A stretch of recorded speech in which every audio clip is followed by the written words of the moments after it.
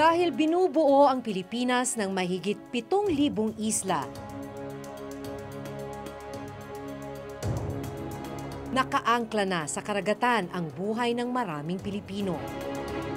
Sa loob ng daang-daang mga taon, natuto na ang marami sa atin kung paano sumabay at lumaban sa bawat alon ng karagatan. Para sa taglay nitong yaman at biyaya.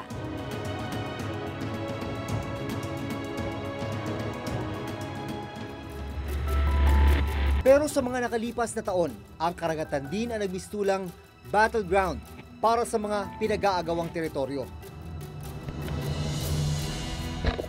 Halos nga, wala akong kinita, sir. Ito, sa Kalburo, umuwi kami luhaan. Para kaming magnanakaw sa sarili natin karagatan. Sa isang natatanging paglalakbay, sasamahan ng Reporter's Notebook ang ating mga kababayang nakikipagsapalaran sa batas ng karagatan.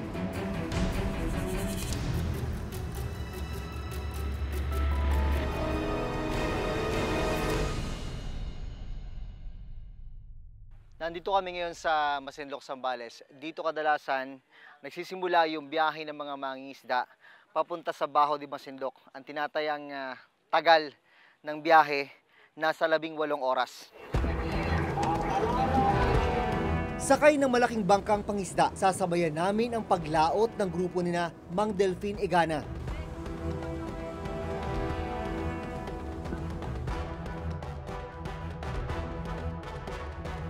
Si Mang Delfin, kabisado na ang ruta. Mahigit 100 beses na kasi niyang napuntahan ang Scarborough Shoal na kung tawagin nila ay Kalboro. Bahagi na ng kanilang buhay ang pangingisda sa Scarborough. Katunayan, 15 anyos pa lang daw siya. Isinama na siya ng kanyang ama sa pangingisda roon.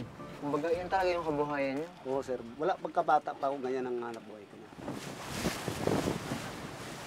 Tanda pa ni Mang Delfin ang mga panahong malaya silang nakakapangisda sa Scarborough kasama ang kanyang ama. Tuneto niladang isda rin ang nauuwi nila. Pero iba na raw ang sitwasyon ngayon doon. Pakay kong malaman kung paano nga ba nag-iba ang sitwasyon sa Scarborough. Itong area ng kapitan ng bangka, ito yung pinakamainit dahil sa ilalim, nandun yung makina. Pero si kapitan, may diskarte. Paminsan-minsan, aangat siya at ang gagamitin niya pang-pihit ng manibela, ang kanyang mga paa. Kalmado ang dagat. Patapos na ang fishing season sa Scarborough Shoal na kadalasang nagsisimula ng Nobyembre at natatapos ng Mayo. Kwento ng mga mangingisda sa Scarborough Shoal na huhuli ang magagandang klase ng isda gaya ng baon nilang lapu-lapu. Malayo pa ang aming biyahe pero may patikim na ng isdang panghapunan.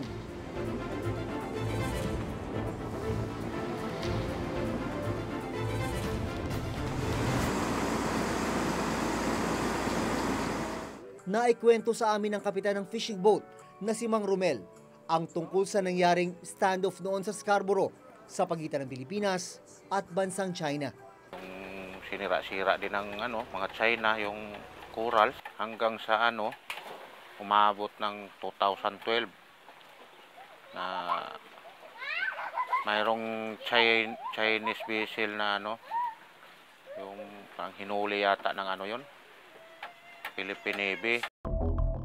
Ang tinutukoy ni Mang Romel na standoff nagsimula matapos matsyempohan ng Philippine Navy ang 8 Chinese fishing vessels sa Scarborough Shoal na may lulang tuneto niladang endangered marine species gaya ng giant clams at mga pating. Pero sa gitna ng inspeksyon, dumating ang 2 Chinese maritime vessel na pumagitna sa barko ng Philippine Navy at ng 8 Chinese fishing vessel. Habang pinapaalis ng Chinese maritime vessel ang Pilipinas, pinapaalis din ng Philippine Navy ang barko ng China sa Scarborough Shoal. Matapos ang 2 buwan, umalis din ang barko ng Pilipinas dahil daw sa masamang panahon.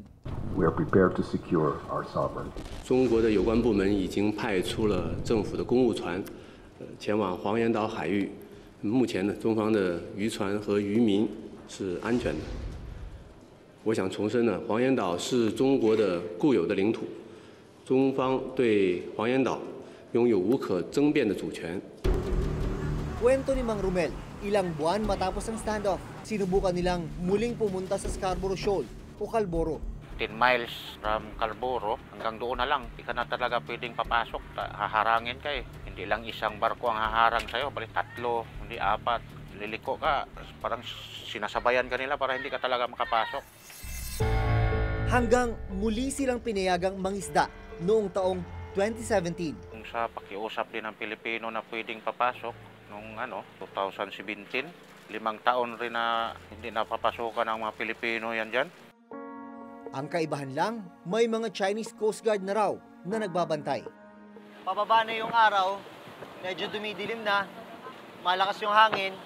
Tumatakbo kami ngayon,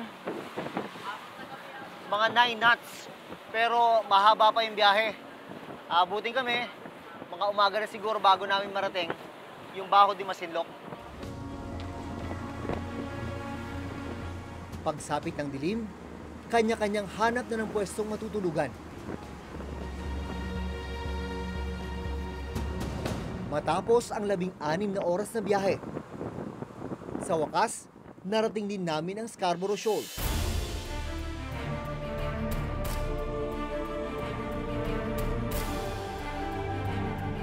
Alas 6 na ng umaga ngayon, nandito na tayo sa area ng Baho de Masinloc. Nahanap natin ngayon kung saan yung mga mangingisda na naghahanap buhay dito sa area na to. Nadatnan namin ang iba't ibang Pilipinong mangingisda sa bungad ng Scarborough Shoal. Ito na yung fishing ground ng mga mangingisda. Ito mga Pinoy na mga mangingisda itong mga to. Dumating kayo dito 26. Pangatlong gabi nyo kanina. Ang ilan sa mangingisda nakipagpalitan pa sa amin ng dala naming pagkain. Bangka namin, bigyan ng tinapay, bigyan ng canned goods yung kabilang bangka. Ang kapalit nun, bagong huling isda. Pero hindi pa man kami tumatagal sa Scarborough. Natanaw na namin mula sa malayo ang mga barko ng China Coast Guard. 4 ang aming bilang. Ang Baho de Masinloc o Scarborough Shoal ay 124 nautical miles ang layo mula sa Zambales at nasa loob ito ng tinatawag na 200 nautical mile exclusive economic zone ng Pilipinas. Pero dito, ang makikita mo na kapalibot, hindi mga barko ng Pilipinas, kundi mga vessel ng Chinese Coast Guard.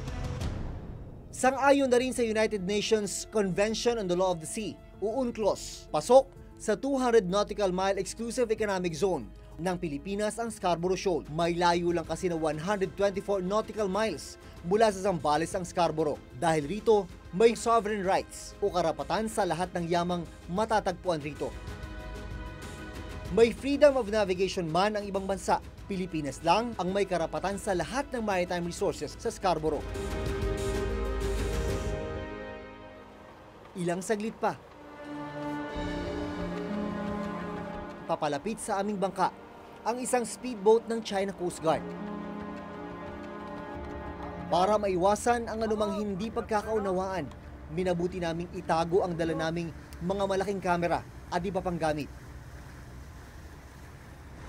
Talaga Masinloc, karahatay lang namin. Ang pakay pala nila, manghingi ng isda. We have bread. You want bread? Dali pa namin sa Masinloc. Ang kabila ko, dali pa kayo doon. This one? What do you want? Isda fish. Fish! Fish! Fish. Pero dahil wala pang huling isda ang mga kasama namin, bigo silang makahingi. Hindi na raw bago ang ganitong engkwentro. Naging ugali na raw ng mga kawani ng China Coast Guard ang manghingi sa mga mangisda ng kanilang huli. Ang ganitong pangyayari, nakuna ng cellphone video ng isang mangisda nung nakarang buwan. Sa video, makikita ang pagdating ng speedboat ng China Coast Guard. Sila rin ang Coast Guard na lumapit sa amin. Makikita sa video ang pagsampa ng 2 tauhan ng China Coast Guard sa bangka ng Pilipinong mangingisda. Ilang sandali pa, binubuksan na nila ang lagayan ng isda ng mga Pilipino. Pagkatapos, namili sila ng magagandang klaseng isda. Sinimulan na nilang punuin ang kanilang mga banyera at saka umalis mula sa bangka. Umakyat sila rito, dito. Maghahalongkat lang sila, yung ayaw kong magtitinantid. Basta walang sila nang paalam, malungkatin na yan. Yan ang masyadong parang panglitang tingin natin dito sa mga Pilipino. Parang ari na lang lahat nito. Basta nahalongkat nila, sir, kunin yung gusto nila. Ilagay nila sa plastic. Yung magaganda pang kunin nila. Magagandang ano? Yung mga tanay, ganyan, mga lapo. Kunin nila yan. Walang paalaman yan. Basta nakuha nila, alis na kaagad yan. Wala naman kayo magawa. Wala kayong magagawa po, sir. Nahihimp lang kami. Parang kako na, wala naman silang mga rest dito. Balita ko, karaniwan dito yung sumasampa sila sa mga bangka at kinukunin yung mga gamit. Oo, ganyan. Ako, kinuha din yung gamit ko, pana. Ayaw ko sanang ibigay. Dahil naaawaran ako sa pamilya ko.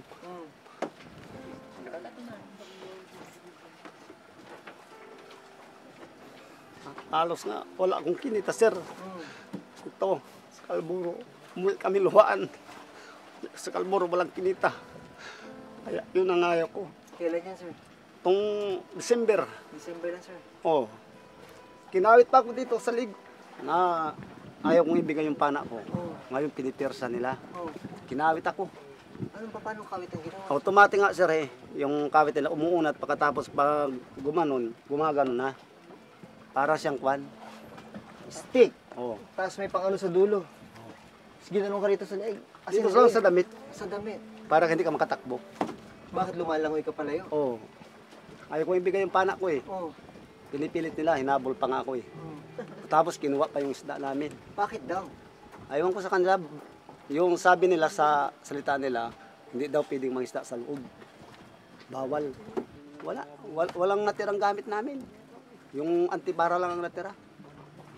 Sa kayapak. Umuwi kami lang sa Masinloc. Walang kinita. Ano sinabi mo sa pamilya mo? Wala, kinuha pa ako yung mga gamit ko eh. Parang naiyak din ako sa sarili ko. Wala kami kinita ngayon. At saka minsan, pag ko naisip ko yun, parang nawawala ako sa isip yung ginawa nila.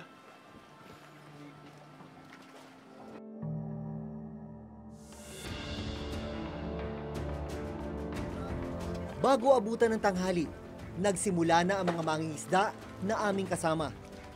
Ibinaba na ang maliliit na bangka.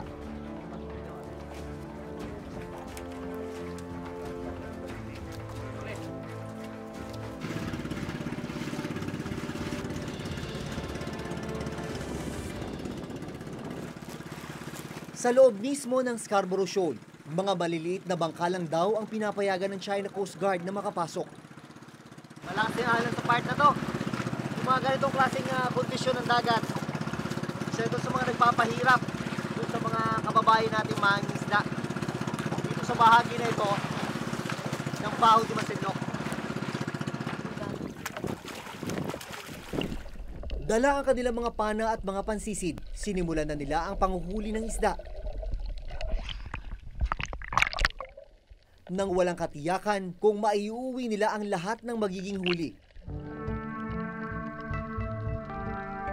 Matyaga nilang pinapana isa-isa ang bawat isdang mamataan.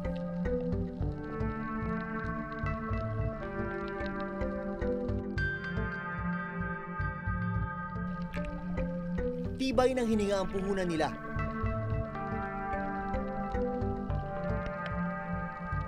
Makaluma man ang estilo at mga gamit, hindi matatawaran ang husay nila sa pangingisda. Wow! Unang pitik. Unang pitik. Huli agad. Alam mo gaano kayaman itong lugar na to. Masarap yan, sir. Masarap yan.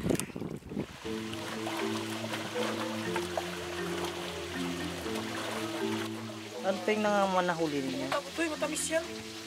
Luro, Tapos, lipte, babayang. Kaya ganun na lamang ang nararamdaman nilang lungkot kapag kinukuha ng China Coast Guard ang mga pinaghirapan nila. kahit sino naman ang pupunta ka dito, dumayo, pagdating mo doon, wala kang kinita. Kinuha ng mga China yung gamit mo. Kasama ko noon. Kasama kong nanisid. Hindi, siyang unang nahuli. Sabi, ay nakita ko nga yung isda niya. Naglapit kami. Sabi ko sa kanya, kinuha lang ng China yung isda. Bakit mo ibinigay? Eh sabi, wag hindi ko ibigay. Ay sabi niya, ganun daw. Nangnakot pa, sabi niya, kaya binigay ko na, sabi niya. Nasabi nga sa atin, nanalo nga tayo sa kaso. Baliwala naman at sila din na naghahari dito. Tayo pa ang binabawalan. Paano pa nangyari yan na sa atin naman ang Scarborough? Para kaming magnanakaw sa sarili nating sariling karagatan. Sinabi ng tribunal na mayroon nga tayong EEZ hanggang dito. Sa atin talaga yan. Ang exception lang ay yung ngang disputed area, which is yung mga isla-isla dyan sa loob, tsaka mga bato-bato dyan.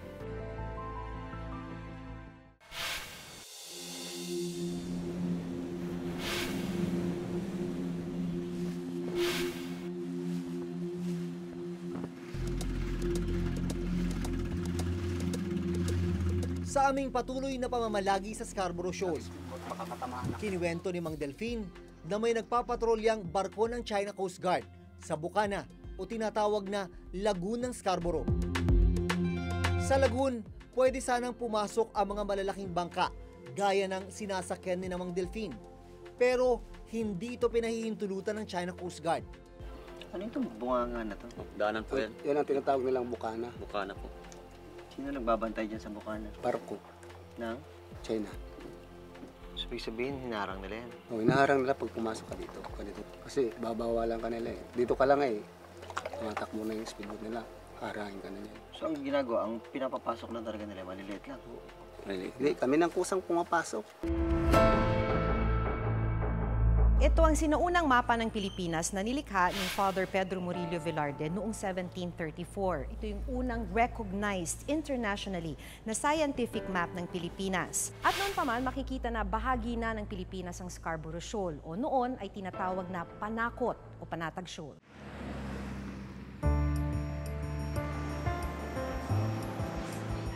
Nang makausap namin ang maritime law expert na si Dr. Batong Bakal, malinaw daw na tayo lang ang may sovereign rights sa Scarborough Shoal. Kung titignan mo yung Scarborough, yung distansya niya mula doon sa mga bahura na yon hanggang sa Zambales, mga 125 nautical miles lang yan. So clearly, it's within the EEZ. No? Tayo lang ang mayroong karapatan na mag-control ng paggamit ng natural resources dyan. Tayo dapat ang unang nag-benefit doon sa mga resources na yon. Dahil sa naganap na standoff sa pagitan ng Pilipinas at China noong 2012, nagsampa ang Pilipinas ng kaso laban sa China sa Permanent Court of Arbitration noong January 2013. Malinaw naman yung kung titignan natin ng timeline. No? 2012, nagkaroon ng standoff sa Scarborough. After a few months, nagkaroon dapat ng kasunduan na parehong aatras. Pull out. Parehong magpo-pull out. No? Nag-pull out ang Pilipinas, hindi na pull out ang China. At nandun pa rin sila. Nandun pa rin sila hanggang ngayon, di ba? January 2013, finally, nag-decide ang Pangulong Aquino na, sige, kasuhan na natin. Unfortunately, they did not pull out of the area. Unfortunately, pagkatapos ng ilang buwan, yun, they ended up in control. Sa Permanent Court of Arbitration, natuklasan na ang basehan ng China sa kanilang pag-aangkin sa ilang bahagi ng West Philippine Sea ay ang tinatawag nilang 9-dash line.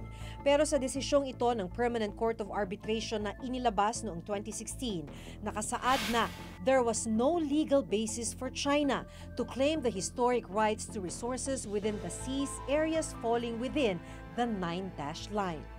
Ito yung sinasabi, sir, ng tribunal na no? Hindi pwedeng angkinin niyang buong karagatan ng South China Sea. So, ibig sabihin, sir, itong pula na to, yan yung sinasabi nilang kanila, pero ang actually, sinasabi, sir, dapat hanggang dito lang kayo. Yan. Dapat hanggang dito lang. Ang EEZ mo. Na China, di ba? Tayo naman, sir, yung Pilipinas. Sinabi ng tribunal na mayroon nga tayong EEZ hanggang dito. Sa atin talaga yan. Ang exception lang ay yung ngang disputed area, which is yung mga isla-isla dyan sa loob, tsaka mga bato-bato dyan. Yung team ng Reporters Notebook, sir, nagpunta doon eh. Tapos talagang in-inspection daw ng mga Chinese Coast Guard yung mga huli ng mga Filipino fishermen. That's clear evidence of control and administration. What do you mean? Kung ikaw ay lagi kang ini-inspect nga, no? At maaring mangyari na pag nakita nilang meron kang maling ginawa, ay maaari ka nilang gawan ng sanction. No? Obviously, that is control. Lagi silang nandun. No? Walang panahon na darating ka doon na wala sila. That is occupation. Pinakita namin sa presidential spokesperson ng video kung saan nakuna ng ilang Chinese Coast Guard na pinipili at kinukuha ang nahuling isda ng mga Pilipinong mangingisda. At ayon sa Malacanang, kung mapatunayang nalabag ang karapatan ng mga Pilipino, maghahain ng protesta ang gobyerno laban sa China. Ay, madali po yan. Irereklamo natin yan sa bansang China. Dahil ang pagkakaintindi po natin, dahil tayo magkaibigan na, ay dapat hinahayaan maghanap buhay ang ating mga mangingisda doon.